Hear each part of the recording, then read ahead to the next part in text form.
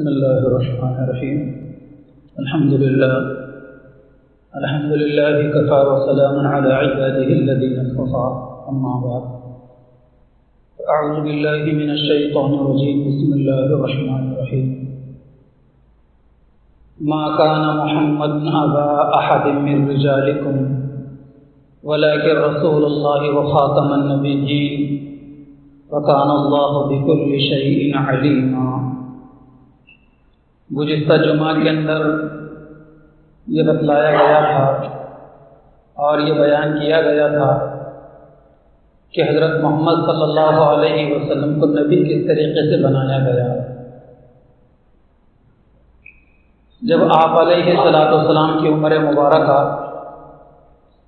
40 سال ہونے لگی تو اس سے 6 مہینے پہلے حضور صلی اللہ تعالی علیہ وسلم خلوت یعنی تنہائی پسند ہو گئے اور حضور صلی اللہ علیہ وسلم کو بڑے سچے خواب نظر آتے ہیں. اسی وجہ سے آپ صلی اللہ علیہ وسلم نے سچے خواب کو نبوت کا 40واں حصہ فرمایا ہے. سچا خواب نبوت کا 40واں حصہ ہے. جو خواب سرکار دو عالم صلی اللہ علیہ وسلم رات میں دیکھا کرتے تھے اس کی پوری تعبیر اپنے آنکھوں سے صبح ظاہر ہوتی حضور دیکھ لیا کرتے تھے. اسلام میں حضور کے خواب کی بھی بڑی اہمیت ہے اور پیغمبروں کا خواب حجت ہوتا ہے. قرآن مجید میں بھی پیغمبروں کے خواب بیان کیے گئے ہیں. حضرت ابراہیم علیہ السلام نے اپنے بیٹے حضرت اسماعیل علیہ السلام کو ذبح کرتے ہوئے خواب ہی تو دیکھا تھا مسلسل 3 دن تک. اسی طریقے سے حضرت یوسف علیہ السلام کے تعلق سے بھی کہ مصر کے بادشاہ نے خواب دیکھا تھا تو حضرت یوسف علیہ السلام نے خوابوں کی تعبیر بتلائی. بہرحال پیغمبروں کے خواب مسلمانوں کے لیے اور پیغمبروں کی قوموں کے لیے امت کے لیے حجت ہوتے ہیں، اگرچہ کہ ہمارے خواب کسی دوسرے کے لیے حجت نہیں ہو سکتے. چنانچہ حضور صلی اللہ علیہ وسلم کی نبوت کی ابتدا سچے خوابوں سے ہوئی ہے. عام طور پر بہت سارے لوگ خواب دیکھتے ہیں. دیکھیے یہ بات یاد رکھنے کی ہے کہ خواب اگر دن میں پڑا ہے، دن میں آرام کرنے کے لیٹ گئے تھے، خواب ہو گیا، اس کی کوئی حیثیت نہیں. اور چاہے دن میں ہو چاہے رات میں ہو، ناپاکی کی حالت میں خواب پڑ گیا، غسل واجب ہو گیا تھا، نہانے کی ضرورت پیش آ گئی تھی، تو ناپاکی کے حال میں پڑے ہوئے خواب کی بھی کوئی حیثیت نہیں ہے شریعت میں. اور تیسرے یہ ہے کہ شروع رات میں سوتے ہی بالکل خواب پڑ گیا، اس کی بھی کوئی حیثیت نہیں. ہاں، اخیر رات میں تہجد کا اور سحر کرنے کا جو وقت ہوتا ہے، سحری کرنے کا جو وقت ہوتا ہے، اس وقت کا خواب پاکی کی حالت میں جو عموماً اس وقت کے خواب صحیح ہوتے ہیں. عموماً اس وقت کے خواب صحیح ہوتے ہیں. اگر ہم نے اس وقت پاکی کی حالت میں کوئی خواب دیکھا ہو تو کسی تعبیر بتلانے والے سے جا کر پوچھنا چاہیے کہ میں نے خواب دیکھا ہے، اس کی تعبیر کیا ہو سکتی ہے، اور وہ بھی 3 دن کے اندر 3 دن کے بعد خواب کی جو ہے اثر، اس کا تعبیر کا اثر ختم ہو جاتا ہے. بعض لوگ تعبیر پوچھنے کے لیے آتے ہیں، میں نے 2 ہفتے پہلے خواب دیکھا تھا اور میں 1 مہینہ پہلے خواب دیکھا تھا، اس کا کوئی اعتبار نہیں. 3 دن کے اندر کسی عالم و فاضل سے جس کے تقوی و طہارت پر، جس کی پاکیزگی پر اور جس کے صالحیت پر، جس کے صلاحیتوں پر ہمیں اعتماد ہو، ایسے عالم دین سے جا کر اپنے خواب کی تعبیر پوچھنا چاہیے. دیکھیے خواب کی بھی 3 قسمیں ہوتی ہیں. ایک تو یہ ہے کہ دن بھر کی ہماری جو مصروفیات ہوتی ہیں، جو کچھ کاروبار ہوتے ہیں، ہمارا بزنس ہوتی ہے، تجارت ہوتی ہے، وہ تھکان کی وجہ سے رات میں خواب بن جاتا ہے. وہی دن بھر کی ساری مصروفیات ہمیں خواب میں نظر آتی ہے. یہ تو خواب نہیں ہے. یہ بھی اچھی طرح سمجھنے کی بات ہے کہ یہ بھی کوئی خواب نہیں ہے، تھوڑی سی کی شکل بدل کر دن بھر کی مصروفیت رات میں نظر آتی ہے، اس کی کوئی حیثیت نہیں۔ اور دوسرا یہ ہے کہ شیطان رات میں کچھ بھی پروگرام بنا کر پیش کرتا ہے، اچھا بھی، برا بھی، خراب بھی، گندا بھی، کچھ بھی نقشہ بنا کر پیش کرتا ہے، اس کی بھی کوئی حیثیت نہیں۔ اور تیسرا یہ ہے کہ قدرت کی طرف سے، رب ذوالجلال کی طرف سے کچھ آئندہ کے لیے اچھا یا برا اشارہ دیا جاتا ہے، اور اسی کی تعبیر ماہرین تعبیر بتلاتے ہیں۔ تو بہرحال خواب پیغمبروں کا حجت ہوتا ہے،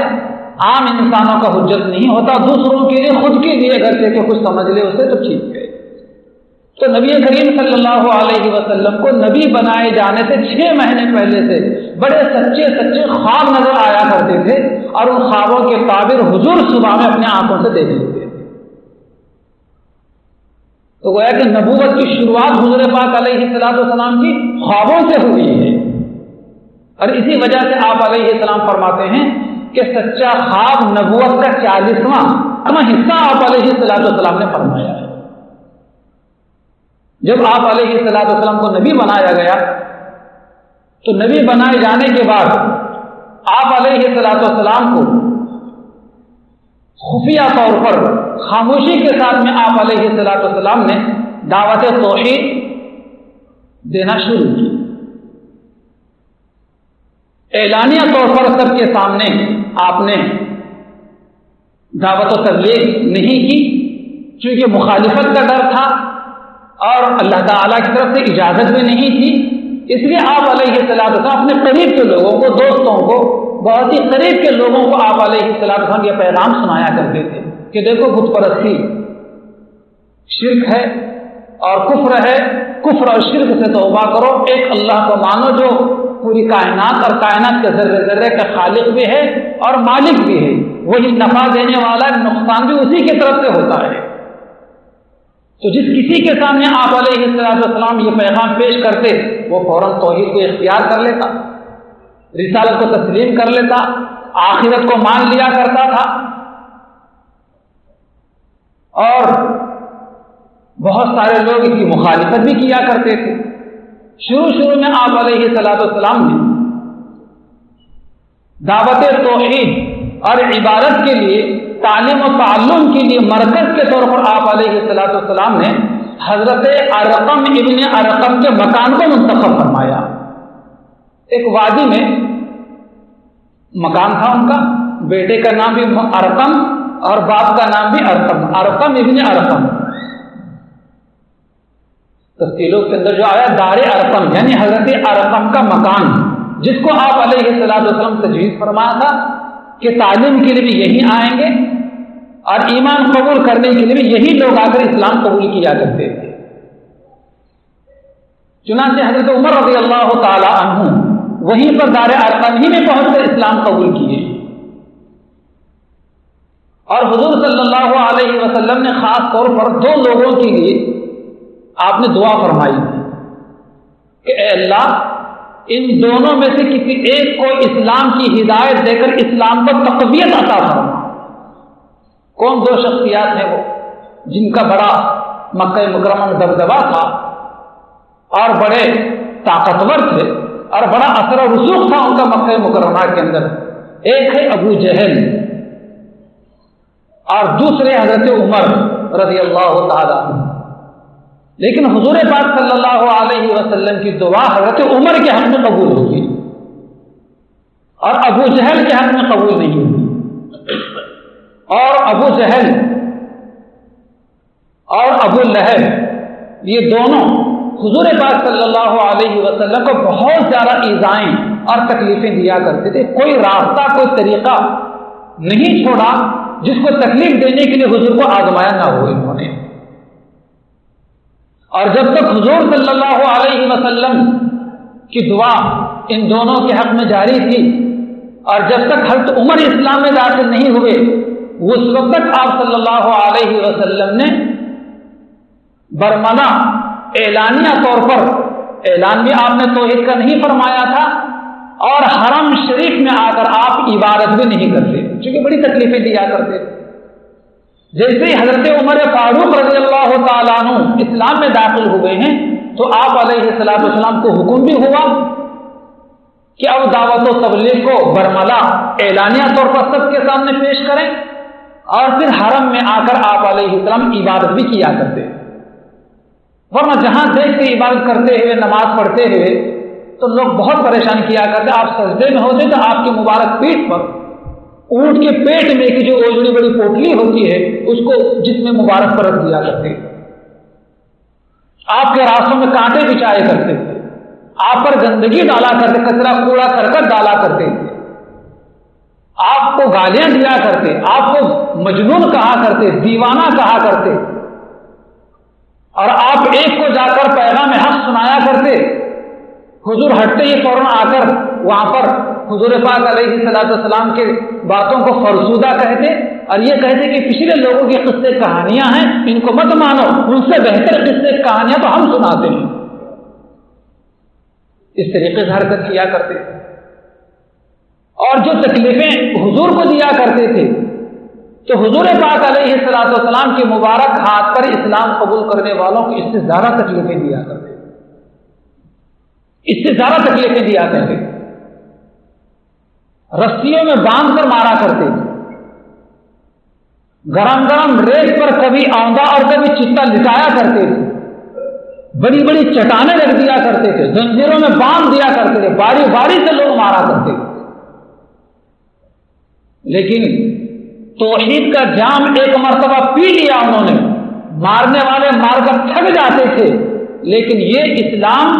اور توحید سے بالکل نہیں ہٹتے۔ ایسی استقامت اور ایسی مضبوطی اور ایسے ایمان پر ان کو اطمینان ہوا کرتا تھا۔ اللہ تعالیٰ اس کا کچھ حصہ ہمیں بھی نصیب فرمائے۔ معمولی آج کوئی حالات آتے ہیں تو ہم سب کچھ چھوڑنے کو تیار ہو جاتے ہیں، اتنا متزلزل، اتنا کمزور ہمارا ایمان ہے۔ اور وہاں یہ ہے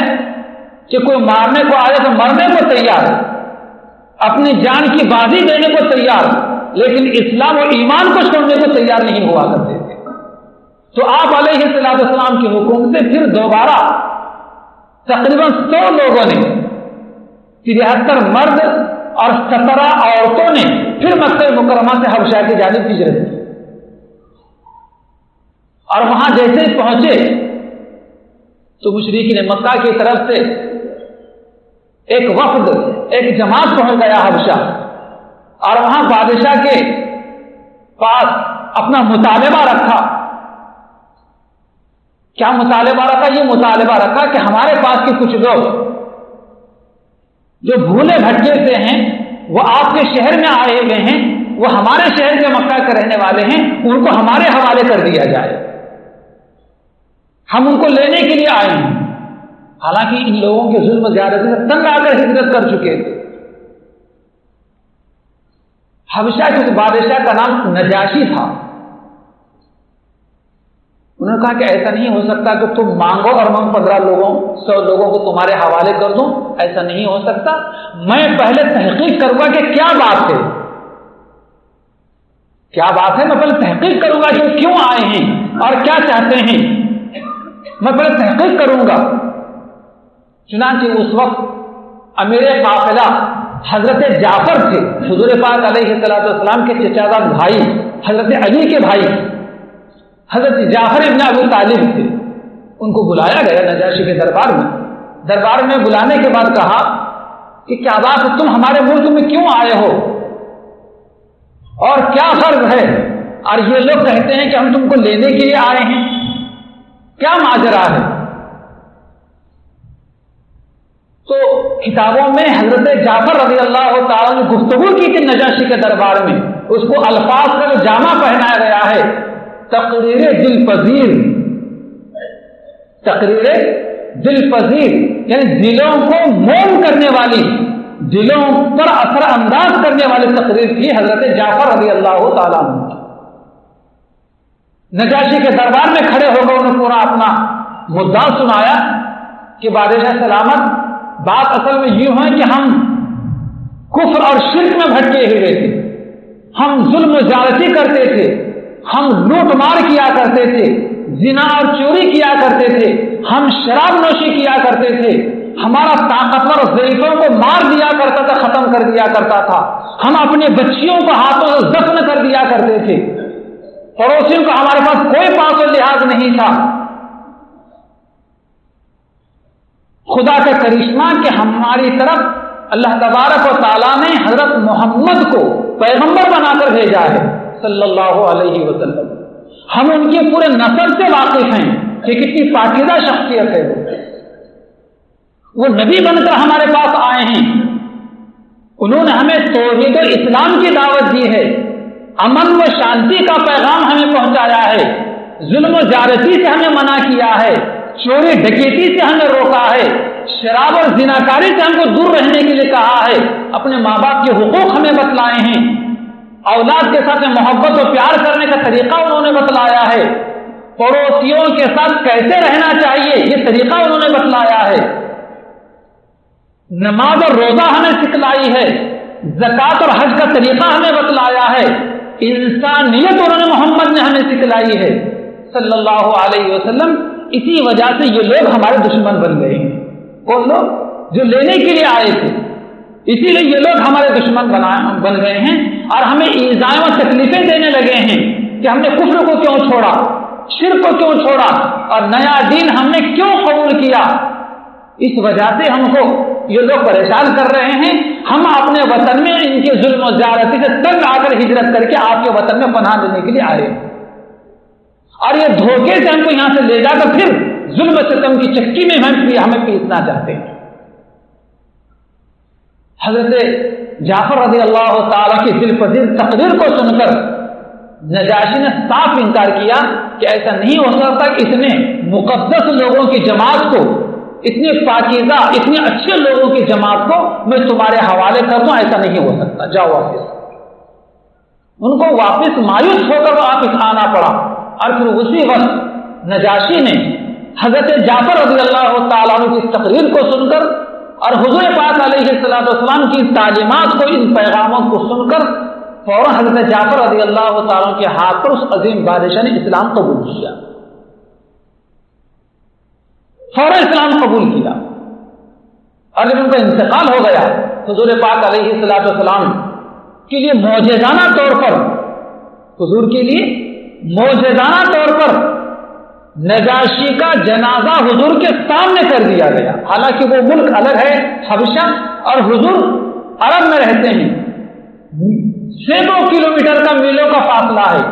لیکن حضور کے لیے معجزانہ طور پر درمیان سے سارے پردے ہٹا دیے گئے تھے اور حضور کے سامنے نجاشی کا جنازہ کر دیا گیا تھا۔ حضور پاک علیہ السلام نے معجزانہ طور پر نجاشی کی غائبانہ نماز جنازہ پڑھی ہے، صرف نجاشی کی۔ پوری زندگی میں حضور پاک علیہ السلام اس کے بعد سینکڑوں صحابہ کی شہادتوں کے واقعات پیش آئے، انتقال کی خبریں آئی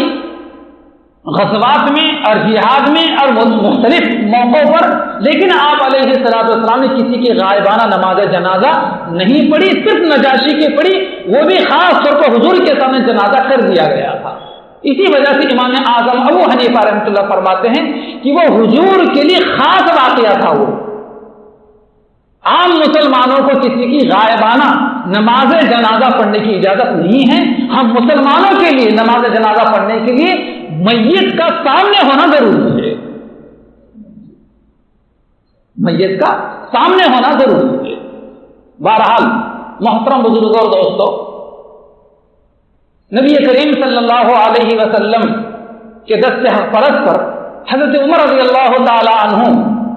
اور حضرت امیر حمزہ رضی اللہ تعالی عنہ دونوں بڑے بہادر تھے، ان دونوں کے اسلام قبول کرنے کی وجہ سے اسلام کو بڑی تقویت ملی ہے،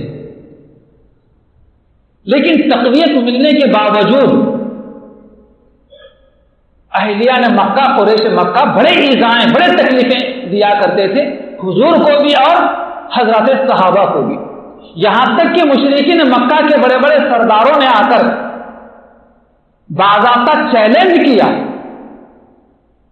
کیا چیلنج کیا؟ ایک تو ہم تو تنگ آ چکے ہیں تمہاری باتیں سن سن کر، اب دو ہی باتیں تمہارے سامنے ہیں، ہم تمہارے سامنے رکھنا چاہتے ہیں۔ ایک تو یہ ہے کہ محمد کو ہمارے حوالے کر دو صلی اللہ علیہ وسلم کہ ہم ان کو قتل کر دیں گے، اور اگر تم اس بات پر آمادہ نہیں ہو، یعنی آپ کے چچا وغیرہ جو بھی آپ کے خاندان کے لوگ تھے، اگر محمد کو ہمارے حوالے نہیں کرتے تو پھر ہم پوری طریقے سے محمد کا بھی اور ان کے سارے ساتھیوں کا بھی ہم بائیکاٹ کر دیں گے۔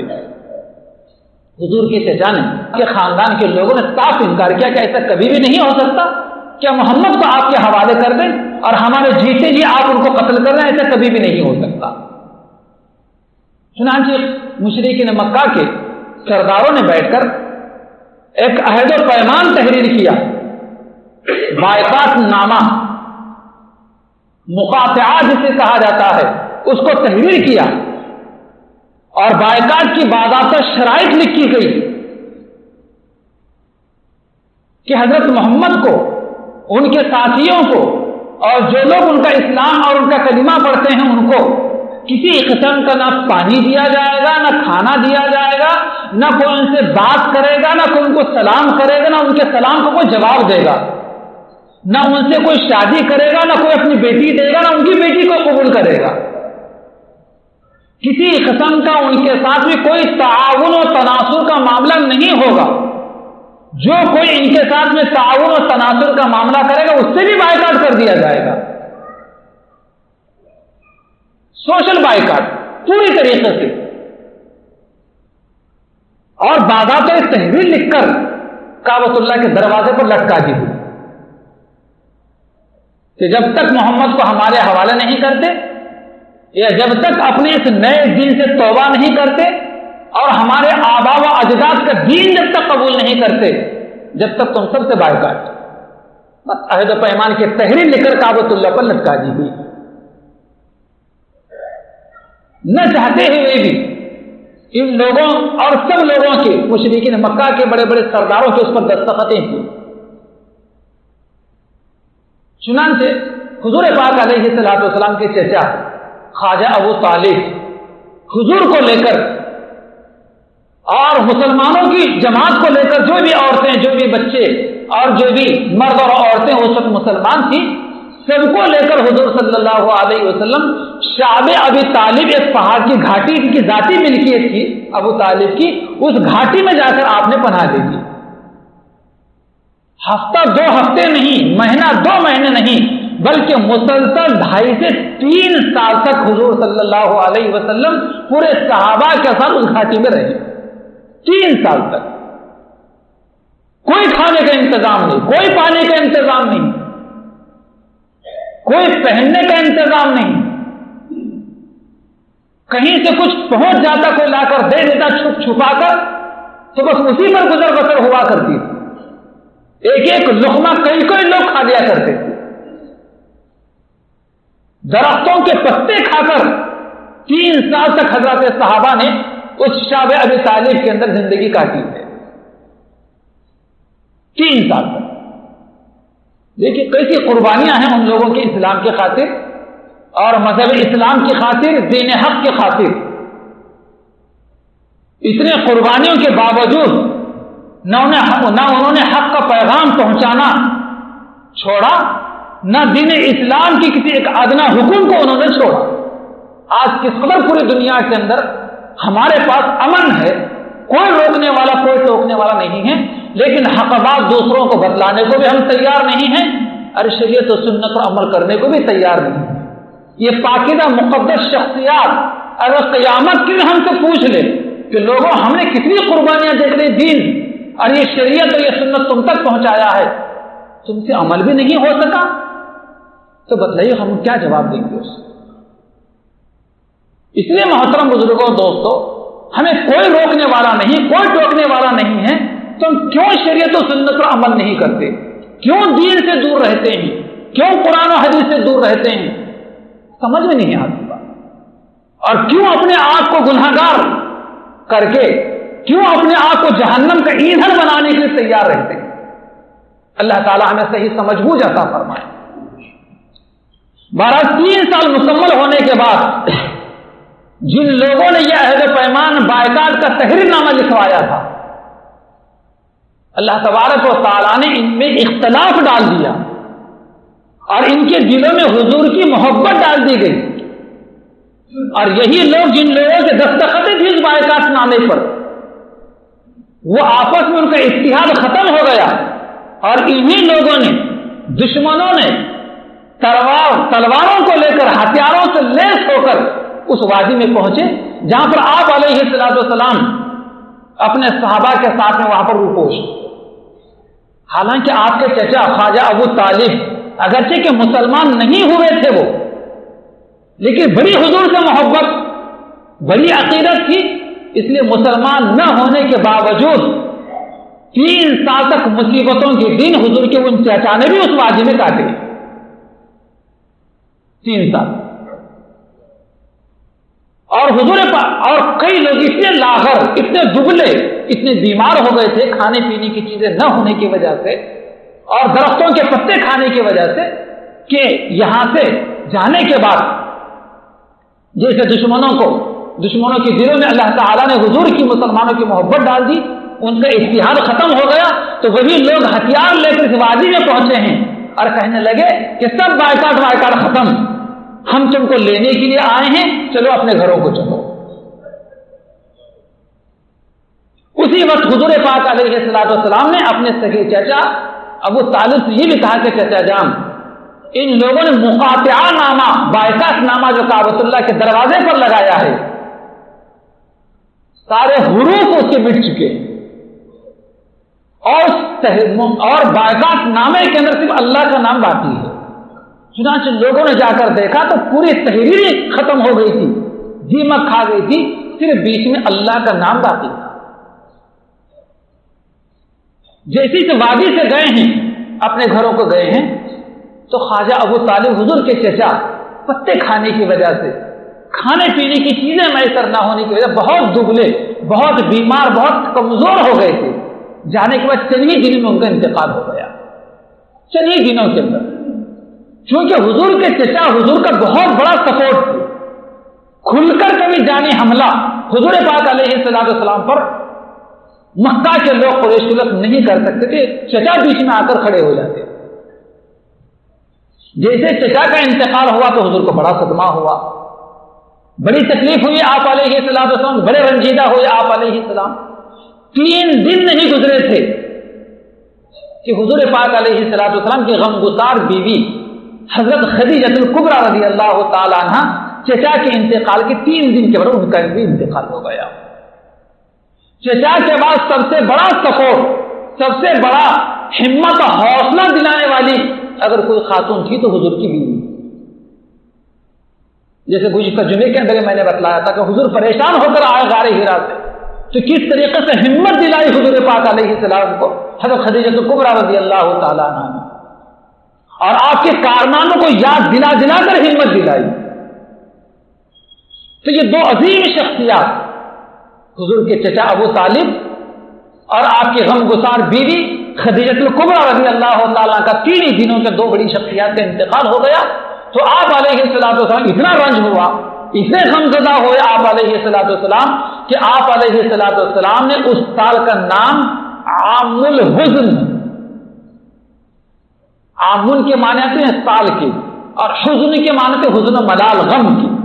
تو آپ علیہ السلام نے اس سال کا نام آپ علیہ السلام نے غم کا سال رکھا۔ اس طرح غم کے پہاڑ ٹوٹے حضور پاک علیہ السلام، اور حضور پاک علیہ السلام کی دلی خواہش تھی اس وقت بھی، یہ چچا جو میرا سپورٹ بنے ہوئے ہیں اور ہر وقت میرا قوت بازو بنے رہتے ہیں، اگر وہ اسلام قبول کر لیں تو بڑی خوش نصیبی ان کے لیے ہوگی۔ چنانچہ انتقال کا قریب آیا تو ان کے قریب گئے، جیسے حضور قریب گئے تو وہاں پر ابو لہب اور ابو جہل بھی موجود ہیں۔ حضور قریب پہنچے، مزاج پرسی کی، مزاج پرسی کرنے کے بعد کہا کہ چچا جان کلمہ اسلام پڑھ لیجئے، آپ مسلمان ہو جائیے۔ حضور علیہ السلام کے چچا نے بائیں دائیں دوستوں کو دیکھا، پھر حضور پاک علیہ السلام کے چہرے انور کو دیکھا تو ابو جہل نے طرز کیا کہ ابو طالب موت کے ڈر سے بھتیجے کا دن قبول کرتے ہو؟ تو ابو جہل کے بات کا ایسا اثر ہوا ابو طالب کے دل کے اوپر کہ ابو طالب نے صاف طور پر کہا کہ میں اپنے باپ خواجہ عبد المطلب کے دین پر قائم ہوں۔ یہ کہنا تھا کہ روح نکل گئی، یہاں تک کہ حضور پاک علیہ السلام نے کہا کہ چچا کم از کم میرے کان میں تو کلمہ پڑھ دیجیے، کم از کم میں قیامت کے دن آپ کے ایمان کی اللہ کے پاس گواہی دے سکوں۔ تو اللہ تعالیٰ کی طرف سے قرآن مجید کی آیت نازل ہوتی ہے، اعوذ باللہ من الشیطان الرجیم، بسم اللہ الرحمن الرحیم، انک لا تہدی من احببت ولکن اللہ یہدی من یشاء۔ اے محمد صلی اللہ علیہ وسلم، آپ جسے چاہے ہدایت نہیں دے سکتے بلکہ اللہ جسے چاہے ہدایت دے سکتا ہے۔ معلوم ہے کہ ہدایت اللہ کے ہاتھ میں ہے، صرف ہمارا کام بات کا پہنچانا، پیغام کا پہنچانا ہی ہے۔ السعی منا والاتمام من اللہ، صرف کوشش ہمارے ہاتھ میں ہے، اس کو پائے تکمیل تک پہنچانا، اس کے دل کو متاثر کرنا اور ہدایت کو اس کے دل میں ڈالنا صرف اللہ کا کام ہے۔ لیکن ایک نبی کا بہت بڑا سپورٹ ہے حضور پاک علیہ السلام کے چچا، اس لیے قیامت کے دن آیا ہے روایت کے اندر کہ سب سے ہلکا عذاب حضور کے چچا کو ہوگا۔ وہ کیسے عذاب ہوگا ہلکا؟ انشاءاللہ اللہ تعالیٰ سے دعا ہے کہ اللہ پاک ہمیں عمل کی توفیق عطا فرمائے۔ آمین۔ وآخر دعوانا الحمد للہ رب العالمین۔